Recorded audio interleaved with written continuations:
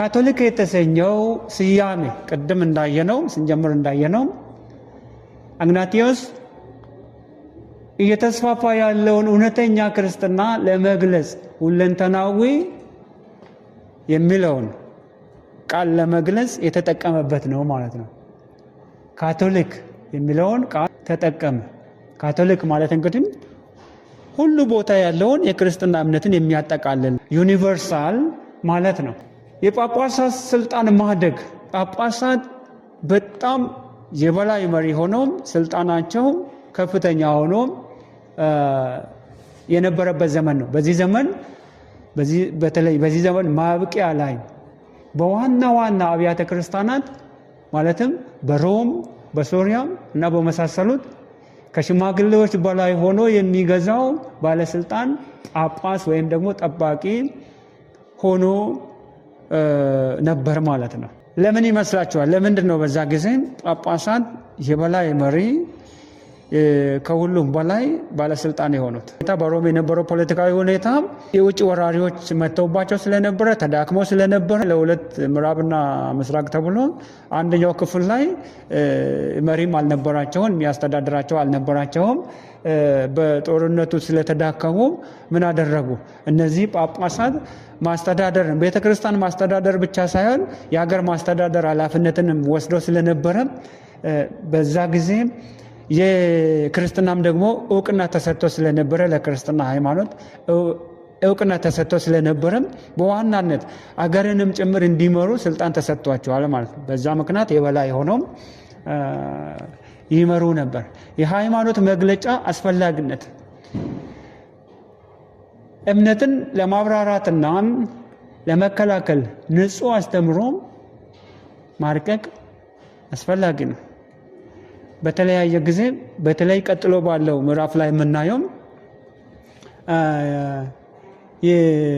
የተለያዩ መግለጫዎችን እናያለን። የጥንቱ ዘመን 3 አበይት ክርስቲያናዊ ጽሑፎች የጥንት ዘመን 3 በዋናነት የሚጠቀሱ ጽሑፎች ነበሩ።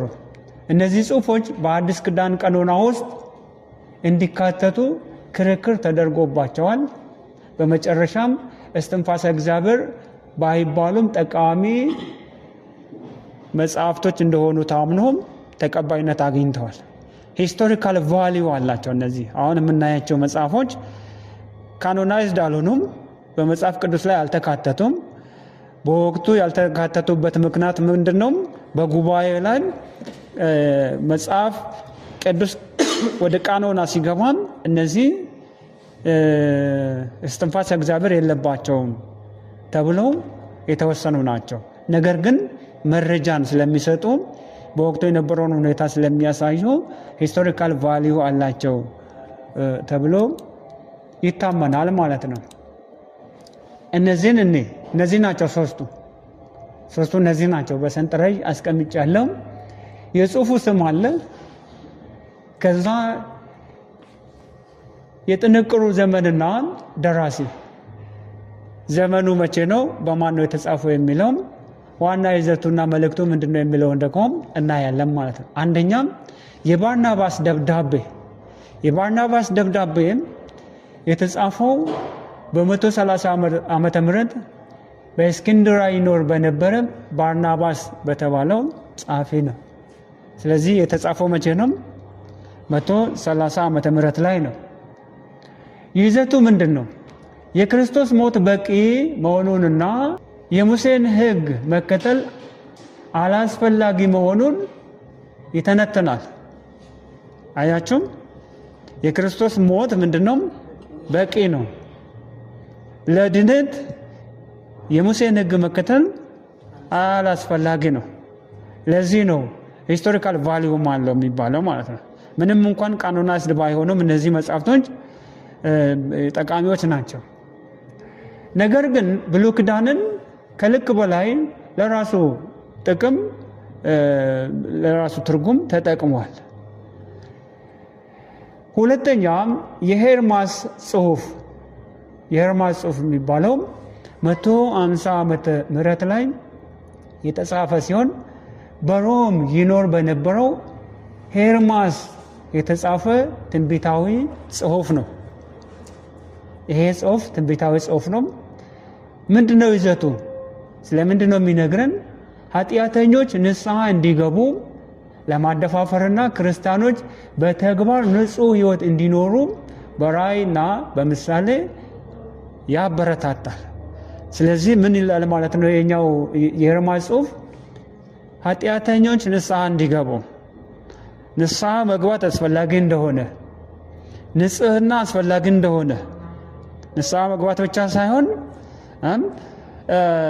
ንጽህና ክርስቲያናዊ ንጽህና አስፈላጊ እንደሆነ ያስተምራል። ሶስተኛውም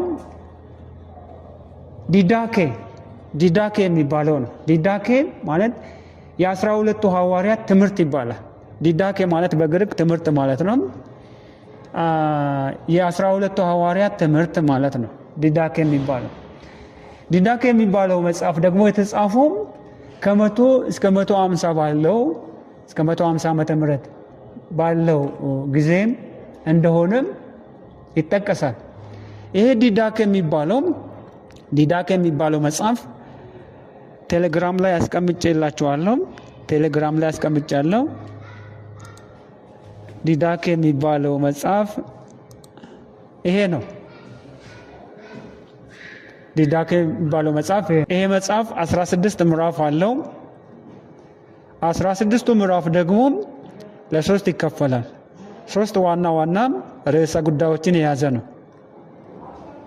3 ዋና ርዕሰ ጉዳዮችን የያዘ ነው።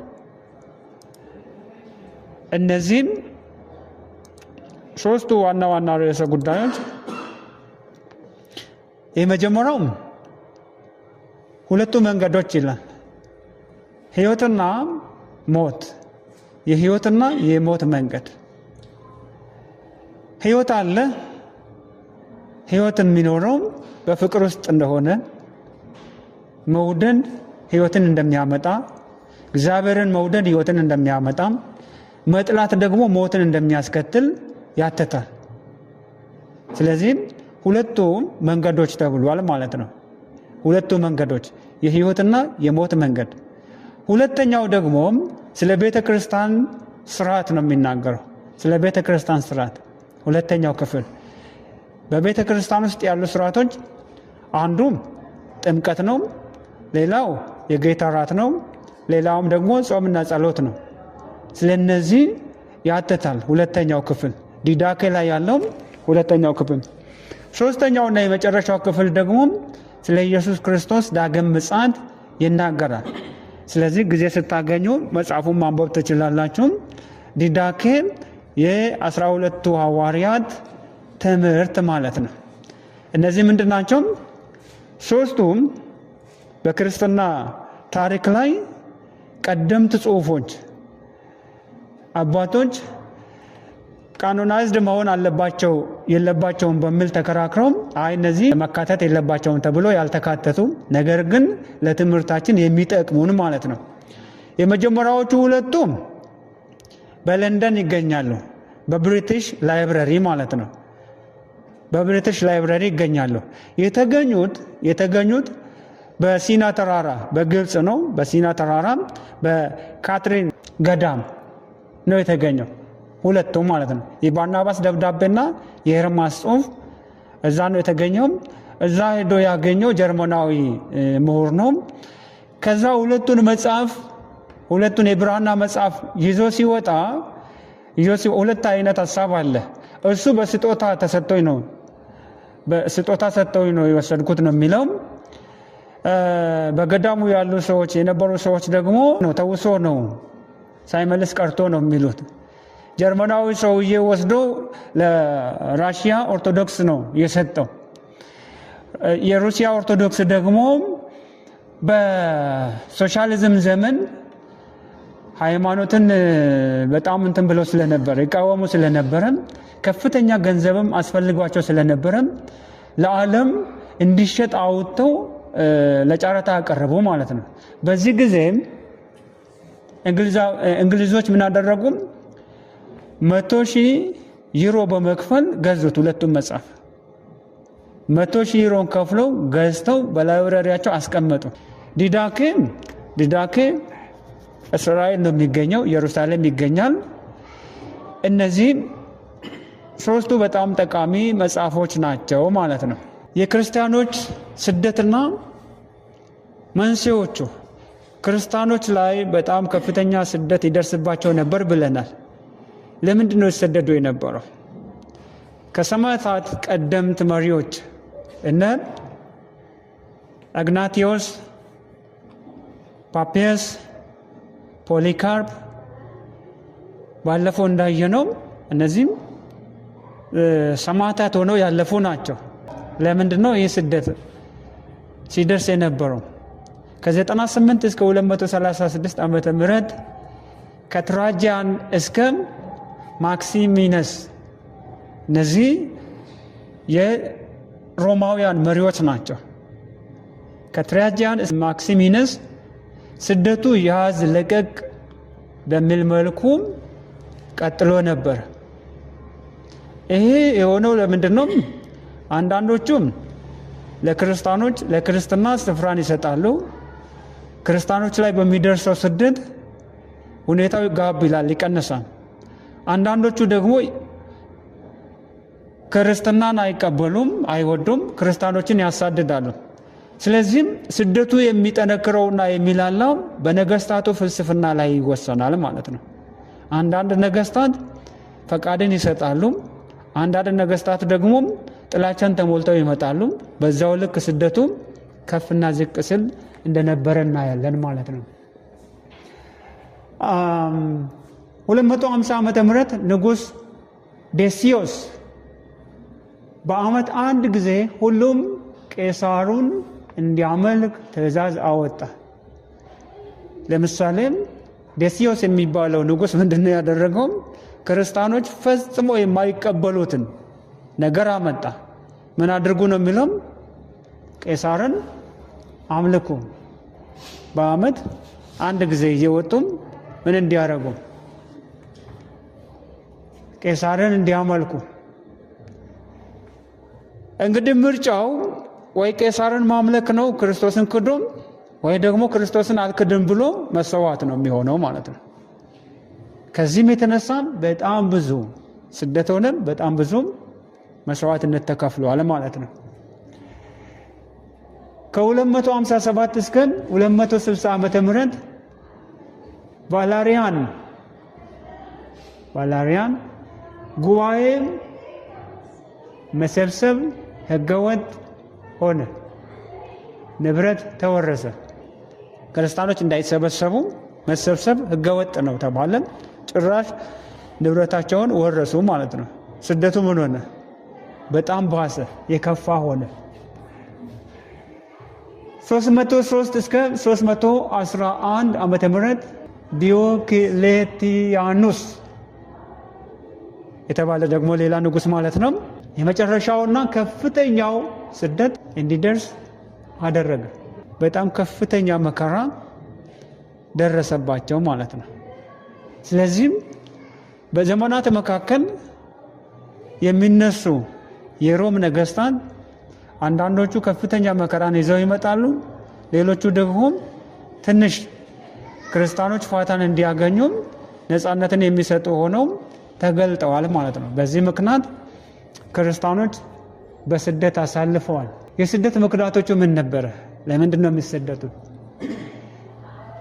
ክርስቲያኖቹ የተለየ ቅዱስ ህይወት መኖራቸው፣ እነሱ ከሚኖሩት ህይወት የተለየ ህይወት ነው የሚኖሩት። የሮማውያን ዜጎች ልቅ ህይወት ነው የሚኖሩት። እንደፈለጉ ኃጢአትን ያደርጋል። አካል ጉዳተኛ ሲወለድ ይገላሉ። ምንም ርህራሄ የላቸውም። በእነዚህ ክፉ ማህበረሰብ መካከል ግን በቅድስና የሚኖሩ ክርስቲያን የሚባሉ ማህበረሰቦች አሉ። አረማውያን ማለት ብዙ አማልክት አምላኪ ማለት ነው። ምን የማያመልኩት ነገር አለ? የሚታይ የሚቆጠር ነገር አላቸው፣ በዚህ ያመልካሉ። ክርስቲያኖች ደግሞ የሚታይ የሚነካ የሚዳሰስ ነገር የላቸውም። የሚያመልኩት ሰማይና ምድርን የሰራ እግዚአብሔርን ነው፣ አንድ አምላክን ነው የሚያመልኩት። በእነዚህ መካከል ግን በቅድስና ይኖራሉ። ከዚህ የተነሳም ይሰደዳሉ ማለት ነው። ሁለተኛም የማይታየውን እውነተኛ አምላክ ማምለካቸው። አያችሁ፣ የማይታየው አምላካችን እውነተኛ አምላክ ነው፣ ግን ደግሞ አይታይም፣ አይታይም፣ አይዳሰስም። ስለዚህ የእነሱ ጣዖት ይታያል፣ ይዳሰሳል። እነዚህ አምላክ የለሽ ማህበረሰብ ተባሉ ማለት ነው ክርስቲያኖቹ። ሶስተኛም ማህበራዊና ፖለቲካዊ ተቃውሞ፣ የባሪያ ንግድን፣ ግብረ ሥጋ ብልሹነትን፣ ጣዖት አምላክነትን ይቃወማሉ ክርስቲያኖቹ።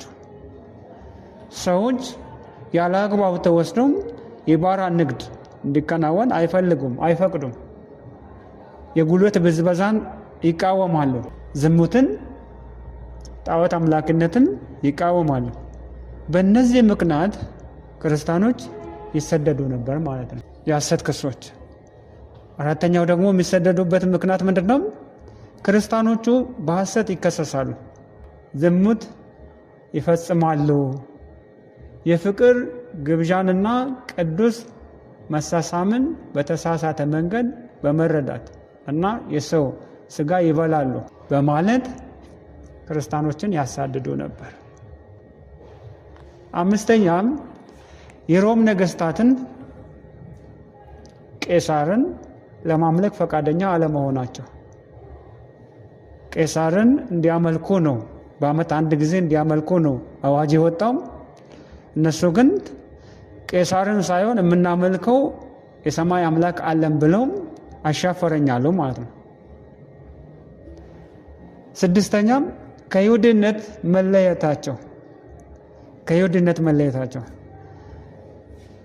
አይሁዶች የሚያመልኩት ክርስትና የተለየ እንደሆነ ሲያውቁ የሮም ነገስታት ሕጋዊ ከለላ እንዲያጣ አደረጉ ማለት ነው። ይሄ የተለየ ከሆነ ምንም አይነት ሕጋዊ ከለላ አያስፈልገውም የሚል ውሳኔን አስተላለፉ። ሰባተኛ ኢኮኖሚያዊ ጉዳት፣ ለጣዖት አምራቾችና ነጋዴዎች የገበያ አደጋ ሆነው ተገለጡ። እነማ? ክርስቲያኖቹ። ይህ ገቢ ምንጫቸው ነው። ጣዖትን በራሳቸው እጅ ሰርተው ይሸጣሉ፣ ገበያ ላይ ወስደው ማለት ነው። ገበያ ላይ ሄዶም ደስ ያለውን ገዝቶ ቤት ውስጥ ያስቀምጥና ያመልከዋል። ስለዚህ ምንድን ነው? በሌላ መንገድ የገቢ ምንጫቸው ነው። የተለያዩ ጣዖቶቹን መስራት ለነሱ የገቢ ምንጭ ነው። ይህን የገቢ ምንጫቸውን ነው የመጡት ክርስቲያኖቹ። ጣዖትን አናመልክም፣ ጣዖት መመረት የለበትም የሚል አቋም ስላላቸው በሕይወትም ስለገለጡ ምን አደረጉ? በእነሱ ኢኮኖሚ ላይ መጡባቸው ማለት ነው። ታዲያ የእነዚህ ውጤት ምንድን ነው የሆነው? ስደት፣ ከፍተኛ ስደት ነው አደል የገጠማቸው። ስደት ቢበረታም ክርስትና በመላው የሮም ግዛት ስፔን፣ ፈረንሳይና ሜዲትራኒያን አካባቢ ተስፋፋ።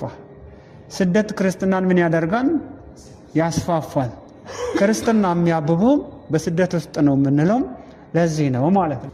ቀደምት ኑፋቄዎችና የሐሰት እንቅስቃሴዎችን ደግሞ በዚህ ዘመን ላይ ከ100 እስከ 170 ዓመተ ምህረት ገደማ ያለውን አንደኛ ኤቢዮኒዝም ከ130 እስከ 135 ዓመተ ምህረት ገደማ የነበረ እንቅስቃሴ ሲሆን ክርስትናንና ይሁዲነትን ለማስታረቅ በፓለስታይን የተነሳ ነው። ክርስትና ከይሁዲነት ተለይቷል ብለናል አይደል? መለየት የለበትም፣ መታረቅ አለባቸው፣ አንድ ነው የሚል ሀሳብ ይዞ መጣ ማለት ነው። አንድ ነው የሚል ሀሳብ ይዞ መጣ። ይህን ሀሳብ ይዞ ሲመጣ ምን ለማድረግ ነው? ለሙሴ ሕግ መታዘዝ ለደህንነት ግዴታ አስፈላጊ ነው። ሰው መዳን የሚችለው በምንድን ነው? ሕግጋትን በመጠበቅ ነው ብሎ ነው የመጣው ማለት ነው። ስለዚህ አሁን የይሁዲ እምነት ምንድን ነው? የሙሴ ሕግጋት ላይ የተመሰረተ ነው። 5ቱ የሙሴ መጽሐፍትን ነው የሚቀበሉት። ስለዚህ መታረቅ አለበት ብሎ ሲል አዲስ ኪዳን ላይ የሆነውን በጸጋ የዳነውን ድነት በጸጋ አይደለም በምንድን ነው? ሕግጋትን በመጠበቅ ነው ወደሚል የሐሰት ትምህርት አመጣ ማለት ነው። ሁለተኛ ኖስቲሲዝም ከ90 እስከ 170 ዓመተ ምህረት አካባቢ የግሪክ ፍልስፍናና የሩቅ ምስራቅ ምስጢር ቅይጥ ማለት ነው። የግሪክ ፍልስፍና ፕሌቶን ቅድም አይተናል አይደል? ምንድን ነው የሚለው? ሁለት ነገር ነው የሚያነጻጽረው፣ ቁስ አካልና መንፈሳዊ። ቁስ አካል ምንድን ነው? የረከሰ ነው። መንፈስ ደግሞ ሁሉም ምንድን ነው? ንጹህ ነው፣ መልካም ነው፣ እውነት ነው፣ ትክክል ነው ይላል ማለት ነው። ስለዚህ ይሄ ቅይጥ አስተሳሰብ ደህንነት በምስጢራዊ እውቀት ብቻ ይገኛል የሚል ነው። ደህንነት በምንድን ነው? በራሳችን እውቀት፣ በምስጢራዊ እውቀት ነው የሚገኘው። ስጋ እርኩስ ነው። ክርስቶስ እውነተኛም ስጋ አልለበሰም። አያችሁ እንዴት አድርጎም ይሄ በጣም የተገለጠ ክፉ አስተምሮ ማለት ነው። ክርስቶስ እውነተኛም ስጋ አልለበሰም። ዶሴቲዝም የሚባለው ማለት ነው። ማርሲዮን እና ቴሺያን አስፋፍተውታል። እነዚህ ምን አድርገዋል ማለት ነው? ይሄን ኑፋቄ በዛን ጊዜም ሊያስፋፉ ሞክረዋል። ሶስተኛው ሞንታኒዝም ደግሞ 155 ዓመተ ምህረት አካባቢ በፍርጊያ በሞንታኑስ የተጀመረ የካሪዝማዊ እንቅስቃሴ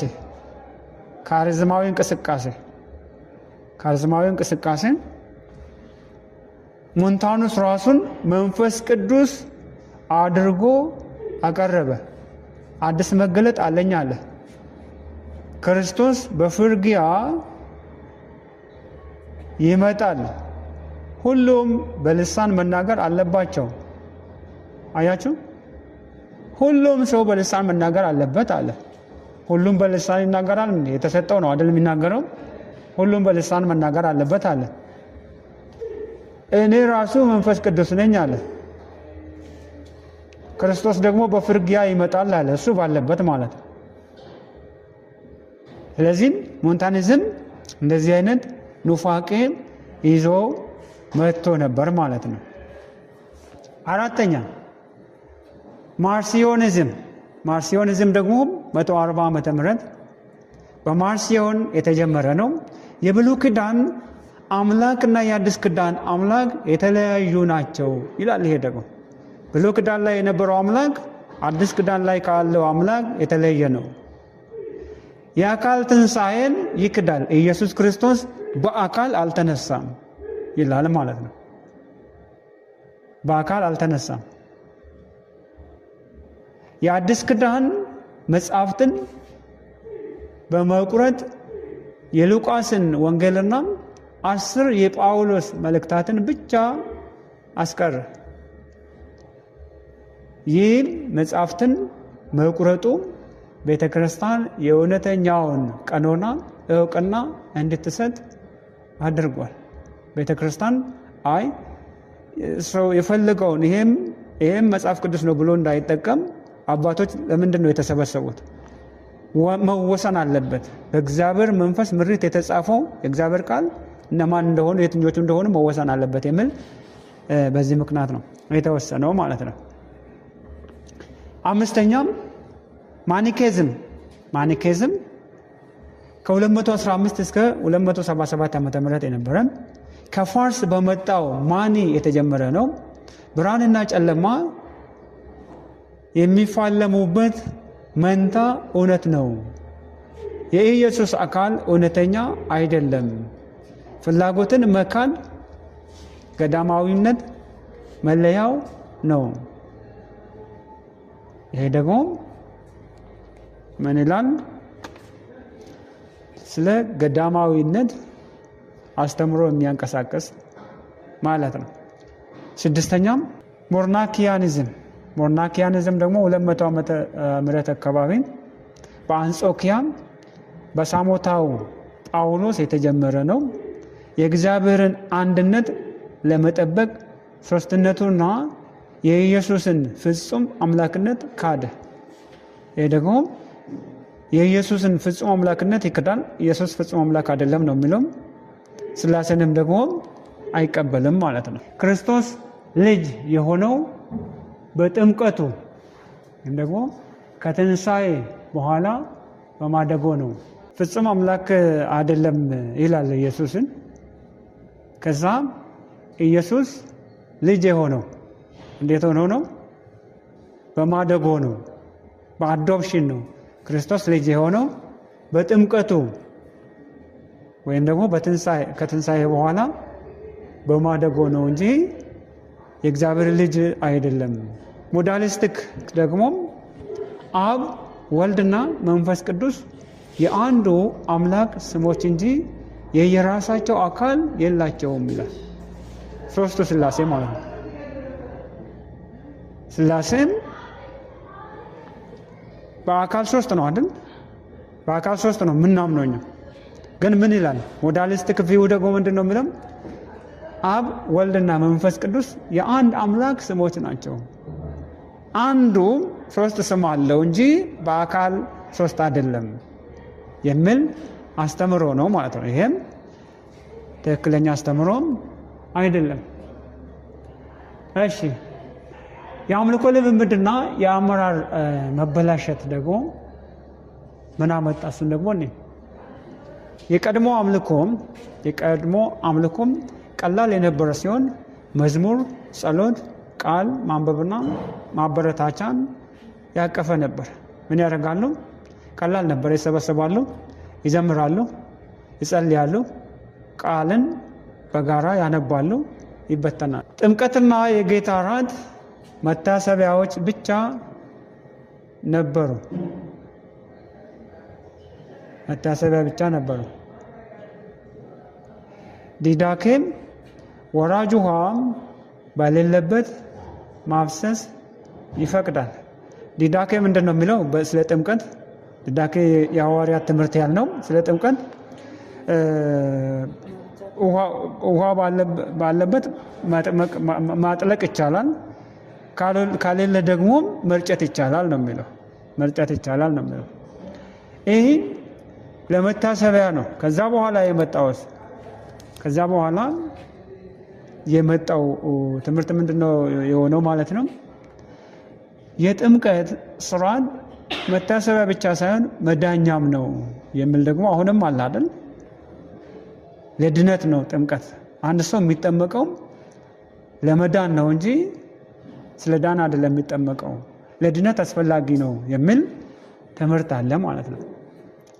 የአመራር መለወጥና ብልሽት በዚህ ዘመን መገባደጃ ላይ የጳጳሳት ስልጣን እጅግ ከፍ አለ።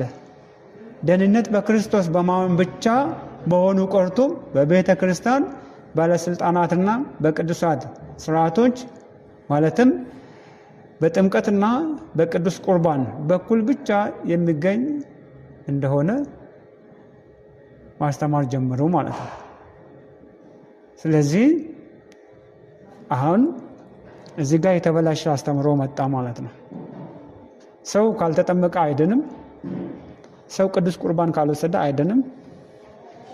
ድነት በእምነት ሳይሆን በእነዚህ ስርዓቶች ነው የሚል መጣ። ይሄ የአመራር ብልሽት ያመጣው ነው ማለት ነው። ጉባኤው ሳይሆን ጳጳሱ ራሱ ቤተክርስቲያን ነው። ቤተክርስቲያን ሲባል በአዲስ ኪዳን ቤተክርስቲያን ምዕመኑ ነው አይደል? ሰው ሁሉ ክርስቲያኑ ነው አይደል? ቤተክርስቲያን የሚባለው ጉባኤው ሳይሆን ቤተክርስቲያን የሚባለው ጳጳሱ ሆነ ማለት ነው። የስልጣን የበላይነት ሲሰጠው እዚህ ደረጃ ሄዱ።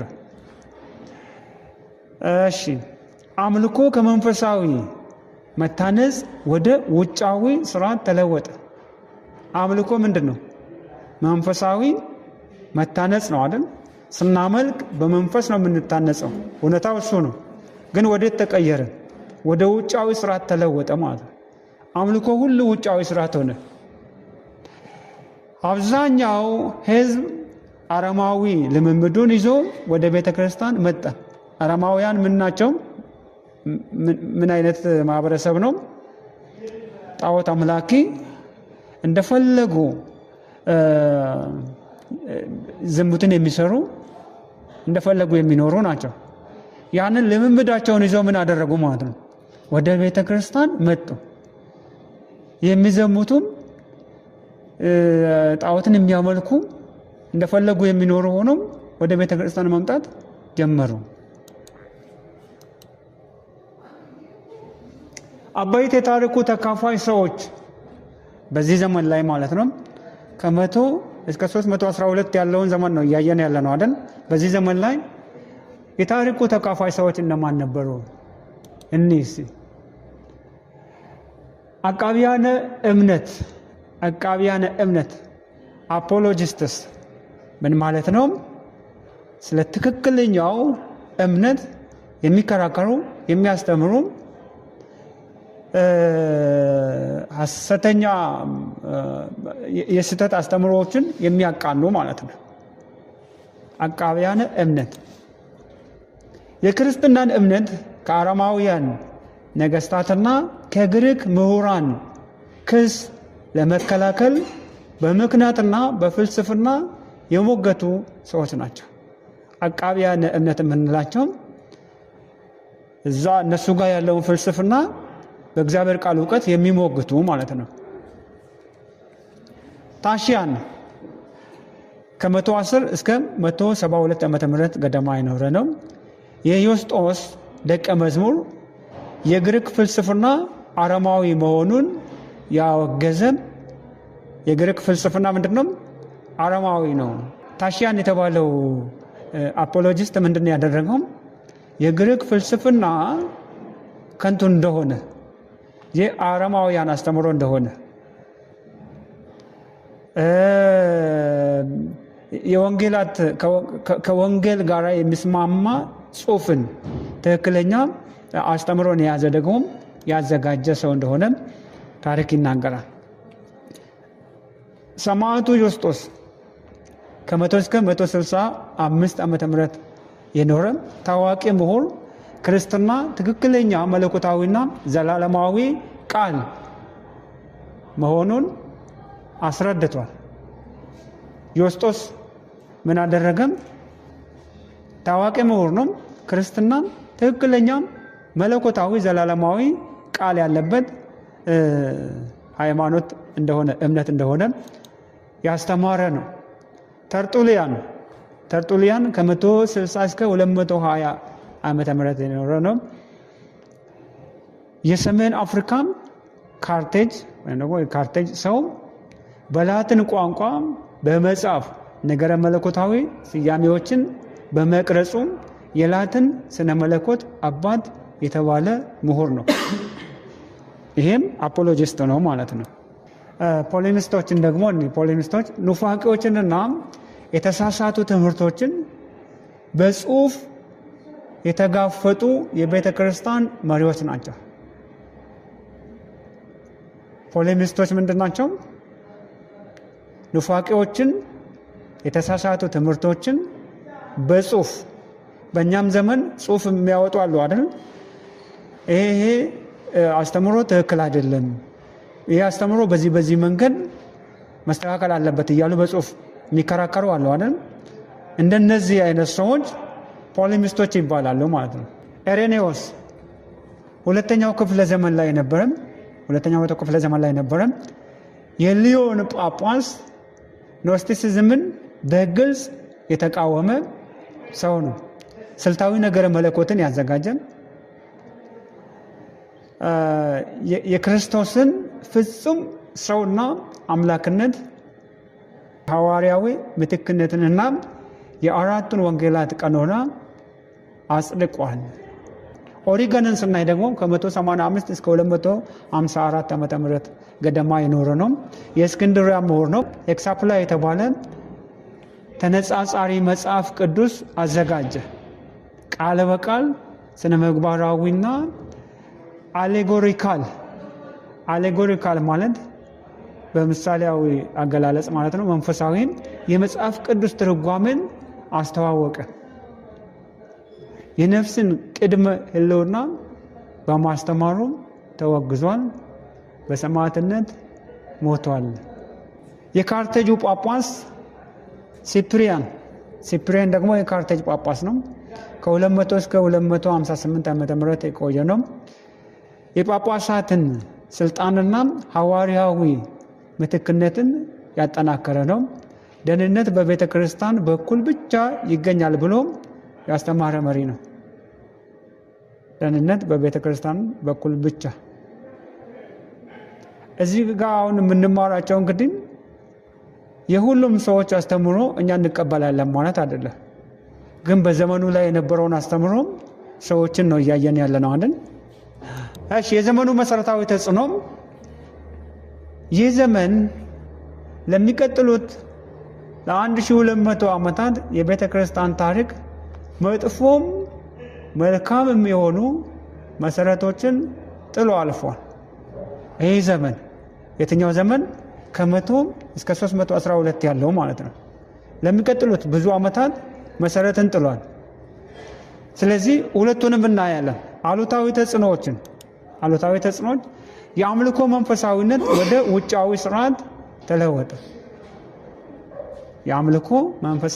ውጫዊ ስርዓት ተለወጠ። ስልጣን ወደ ጳጳሱ እጅ ተከማቸ። የበላይ ስልጣን ያለው ማነው? ጳጳሱ ነው። ቤተ ክርስቲያን ከመንፈሳዊ ተቋምነቷ ይልቅ ሃይማኖታዊ ድርጅት ሆነች። አዎንታዊ ተጽዕኖዎች ደግሞ መልካም ገጽታዎቹ ደግሞ እነዚህ ናቸው። የስልታዊ ነገረ መለኮት ጽሑፎች አደጉ፣ ተስፋፉ። በዚህ ዘመን ላይ ስልታዊ ነገረ መለኮት ተጻፉ። የእውነተኛው ቀኖና መለየትና እምነትን መከላከሉ ተሞክሮ ዳበረ። የጠረገው መንገድ ምንድነው? ይሄ መሆኑም ለሮም ካቶሊካዊት ቤተ ክርስቲያን መፈጠር፣ ለታላላቅ የቤተ ክርስቲያን ጉባኤዎችና ለንጹህ ነገረ መለኮት እድገት መንገድ የጠረገ ዘመን ሆኖ አልፏል።